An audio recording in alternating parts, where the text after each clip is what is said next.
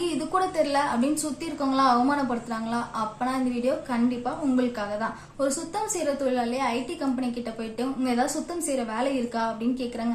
IT company முதலாளியும் ஆமா இருக்கு, சரி உங்க மெயில் ஐடி சொல்லுங்க அப்படின்னு கேக்குறாங்க. அப்ப அந்த தொழிலாளி சொல்றாரு, மெயில் ஐடி அப்படின்னா என்ன அப்படின்னு கேக்குறாங்க. உடனே ஐடி கம்பெனி முதலாளி அவரை ரிஜெக்ட் பண்ணிடுறாரு.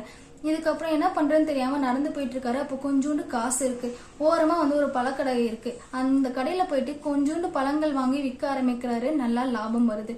அந்த லாபத்தை வச்சு மறுபடியும் ஒரு தொழில் செய்யறாரு, இன்னும் லாபம் வருது. அப்படியே அவர் நல்லா பணக்காரர் ஆயிடுறாரு. அப்போ இந்த பணத்தை எல்லாமே சேர்த்து வைக்க பேங்க்குக்கு போகணும்னு பேங்க்ல போய் மேனேஜர் கிட்ட பேசுறாரு. அப்போ அந்த மேனேஜர், சரி சார் உங்க மெயில் ஐடி கொடுங்க அப்படின்னு கேக்குறாங்க. Mail idea? எனக்கு அதெல்லாம் இல்ல, எனக்கு அதெல்லாம் தெரியாது அப்படின்னு சொல்றாங்க. உடனே அந்த மேனேஜர் சொல்றாரு, இதெல்லாம் தெரியாதப்பே நீங்க இவ்வளவு பெரிய ஆளா இருக்கீங்களே, இதெல்லாம் தெரிஞ்சா இன்னும் எவ்வளவு பெரிய ஆளா இருப்பீங்க அப்படின்னு கேக்குறாங்க. அப்போ அந்த தொழிலாளி சொல்றாரு, இதெல்லாம் தெரிஞ்சிருந்தா நான் ஐடி வேலையில சுத்தம் செஞ்சுட்டு இருந்திருப்பேன் அப்படின்னு சொல்றாங்க.